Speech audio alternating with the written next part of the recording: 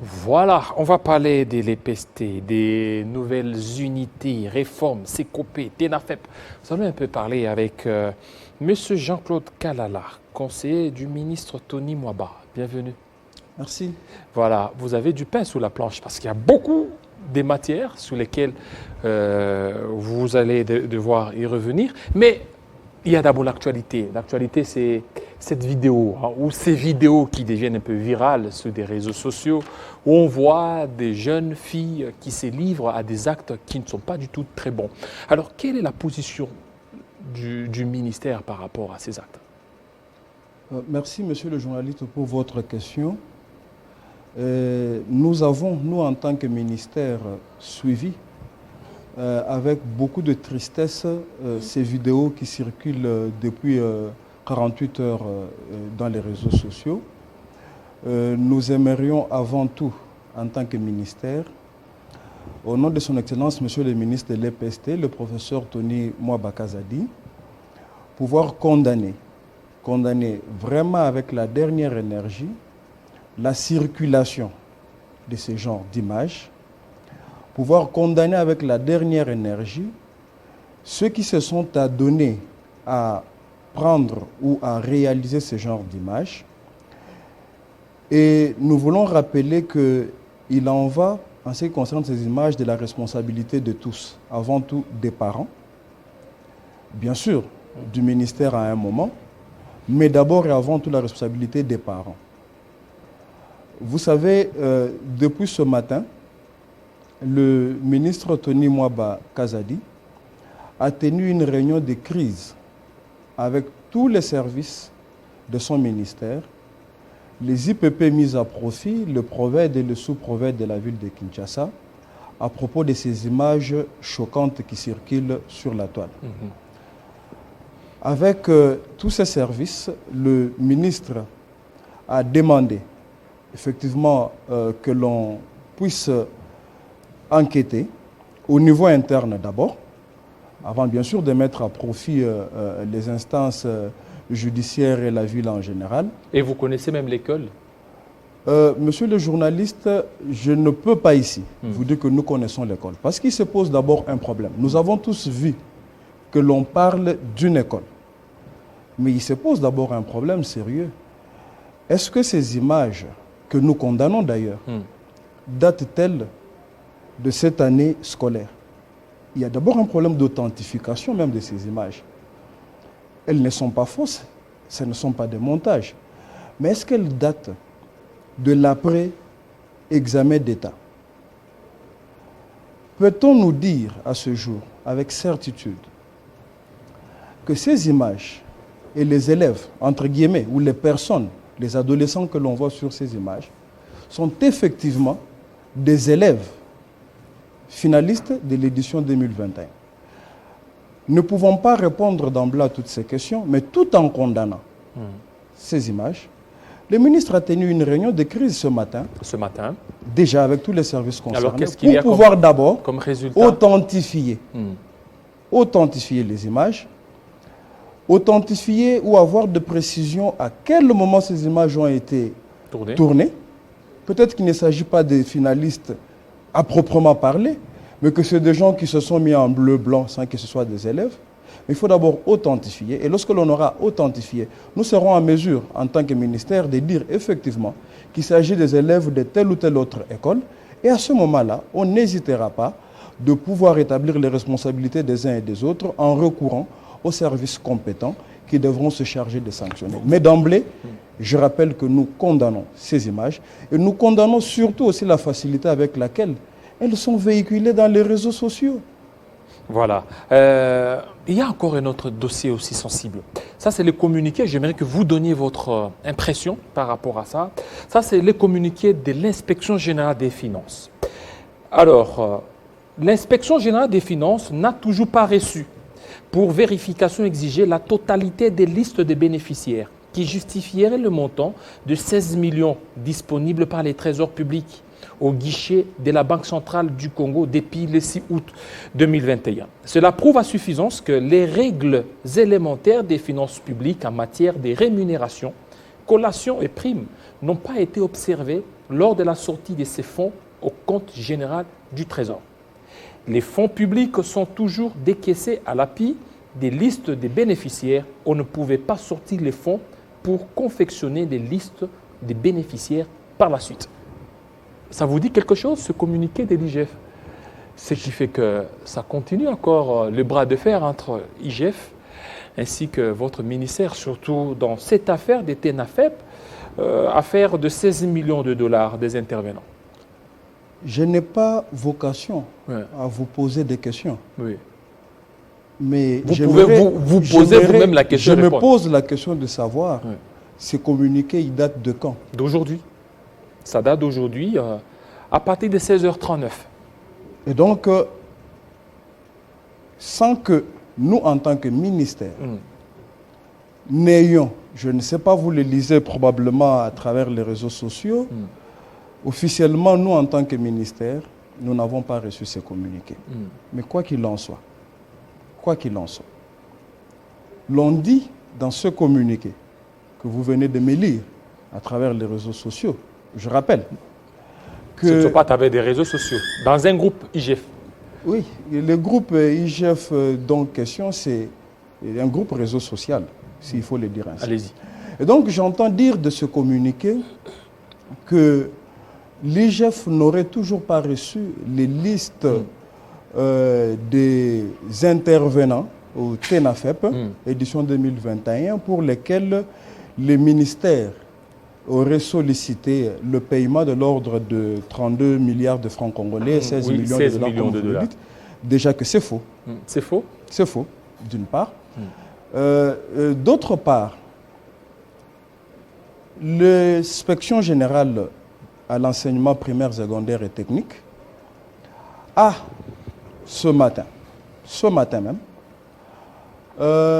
fait une communication importante. C'est d'ailleurs la preuve que ce n'est pas le ministre qui est impliqué de manière directe dans l'élaboration de toutes ces listes.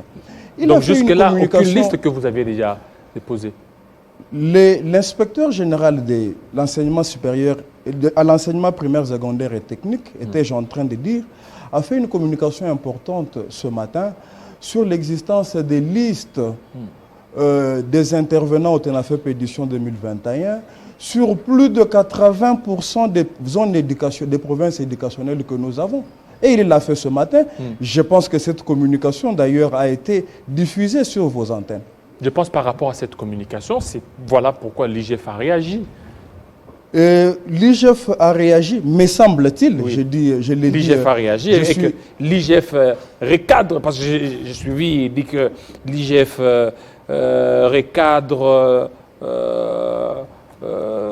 l'IGF recadre le ministère par rapport à ces dossiers, c'est que l'IGF n'a encore rien reçu et qu'il n'y a pas le respect des règles bancaires par rapport à cette matière-là. Je rappelle les termes de ma réponse de tout à l'heure. Je vous ai fait savoir que l'inspecteur général a communiqué ce matin sur ce dossier, qui n'en est pas un, ou je voudrais même dire qu'il n'existe plus. Je pense que c'est celui qui passe, je pense. Voilà c'est cette communication que vous voyez. Et s'il m'était permis de pouvoir juste vous demander de laisser même une seconde de cette communication. Oui, Carly, juste quelques secondes, quelques minutes, par rapport à cette communication, si possible. Ok, c'est bon. Donc, on parle. Donc ça, c'est la communication. Je pense c'est par rapport à cette communication que l'IGF aussi a essayé aussi de recadrer, parce qu'il y a beaucoup plus de spéculations qui ont beaucoup plus circulé sur des réseaux sociaux. Vous voyez la différence? C'est que là, vous avez une communication que vous avez même diffusée sur vos antennes, vers 8h, 8h30, si je ne m'abuse pas, ou 9h. Et sur votre plateau, vous me lisez un communiqué issu d'un groupe WhatsApp ou je ne sais lequel. Non, un communiqué de l'IGF de 16h. Bien sûr, vers 16h.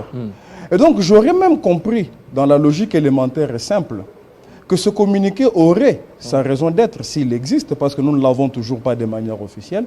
J'aurais compris qu'il aurait sa raison d'être s'il avait peut-être été publié ou, c'est pas moi, diffusé à 7h30, et que l'inspecteur général à l'enseignement primaire, secondaire et technique ait fait sa communication à 9 h ou à 10 h après le communiqué de l'IGF. Et donc c'est pour dire qu'en réalité, monsieur le journaliste, ce problème de listing, ce problème de 16 millions de dollars, il n'en est pas un. Nous n'avons peut-être pas le temps d'entrer dans les détails, mais je crois que ça fait polémique dans les réseaux sociaux. Ça fait polémique à travers les médias. L'on a lu et entendu dire que le ministre Tony Mwabaka Zadi aurait soit détourné, soit tenté de détourner. Tentative de détournement. Et pourtant, nous l'avons rappelé à plusieurs reprises que le ministre de l'EPST, en l'occurrence le ministre Tony Mwabaka Zadi, n'élabore pas les budgets liés à l'organisation des tests nationaux des fins d'études primaires, en sigle TENAFEP, autant que le budget des ex-États. Nous avons, au-delà de 26 provinces administratives connues, nous avons à l'EPST 58 provinces éducationnelles.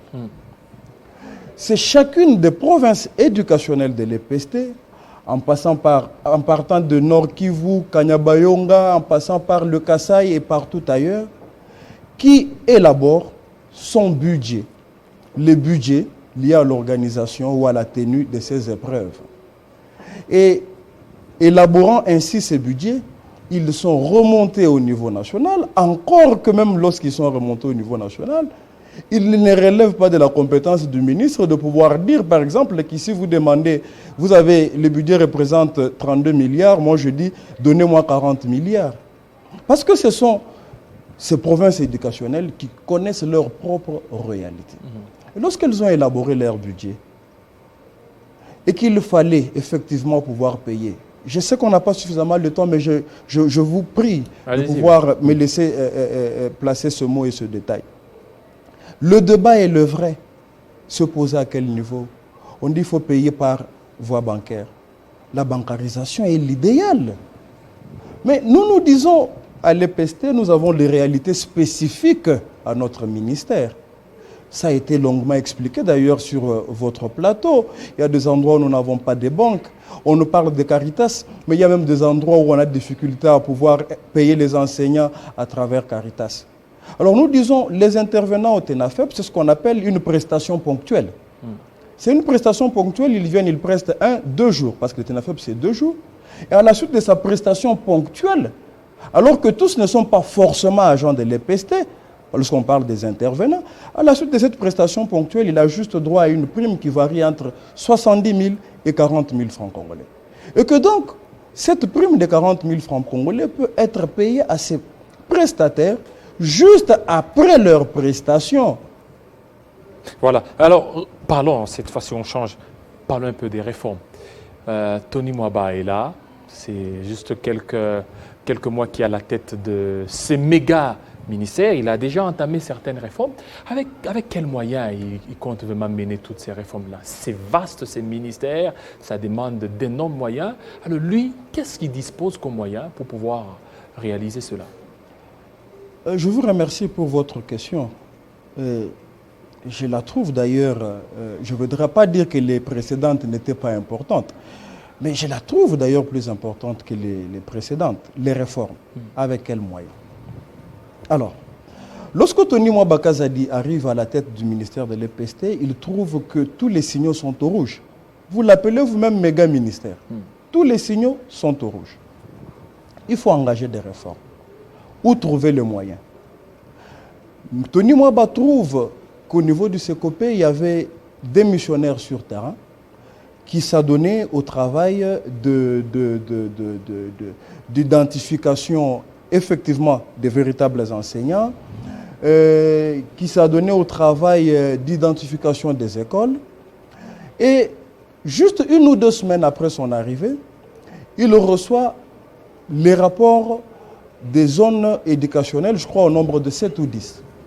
De ces rapports, l'on trouve qu'il se dégage un peu de moyens, parce qu'il existait des enseignants fictifs, il existait des écoles fictives que nous avons trouvées, et cette mission va pouvoir nous aider à pouvoir désactiver ce qui était fictif en tant que personnel ou en tant qu'école, et ça nous permet de dégager certaines sommes ou marges de manœuvre. Tony Mwaba pouvait aussi se permettre avec son cabinet de dire, bon, mais je ne fais rien avec cet argent, je me le partage avec mon cabinet. Vous voyez, nous sommes jeunes, nous avons aussi besoin de l'argent. Mais il dit non. Ce que je fais à la 2e semaine, c'est que j'augmente les frais de fonctionnement des écoles à hauteur de 20,25% sur toute l'étendue de la République. Ça paraît anodin lorsqu'on dit ces choses à Kinshasa, mais allez dans le fin fond du Congo, lorsque une école se voit augmenter en termes de frais de fonctionnement à hauteur de 20,25%. Je précise, monsieur le journaliste, sur ressources internes et propres, nous n'avons pas reçu, Tony Mwaba n'a pas reçu du gouvernement de l'argent pour procéder à l'augmentation des frais de fonctionnement. Et lorsque d'autres zones éducationnelles, d'autres missionnaires ajoutent les rapports d'autres zones éducationnelles où on désactive l'effectif en termes de personnel ou d'école, Tony Mwaba, à la 3e semaine, seulement, monsieur le journaliste, à la 3e semaine, il décide, toujours sur ressources internes et propres, de pouvoir prendre en charge tous les enseignants NU du niveau maternel. Qu'est-ce que l'on a entendu dire? On dit, les NU, le véritable problème, ce n'est pas au niveau maternel, s'ils sont au secondaire et tout. Les nouvelles unités. Les nouvelles unités NU. Mais ceux qui sont au niveau maternel, là, qu'ils soient à 10 ou qu'ils soient à 20, ce sont des Congolais, ils ont droit à la vie. Et sur toute l'étendue de la République, dans toutes les écoles publiques, sur ressources internes, la prise en charge des NU a été engagée dès la 3e semaine de Tony Mwaba à la tête du ministère de l'EPST. Et je voudrais quand même ajouter une réalisation importante.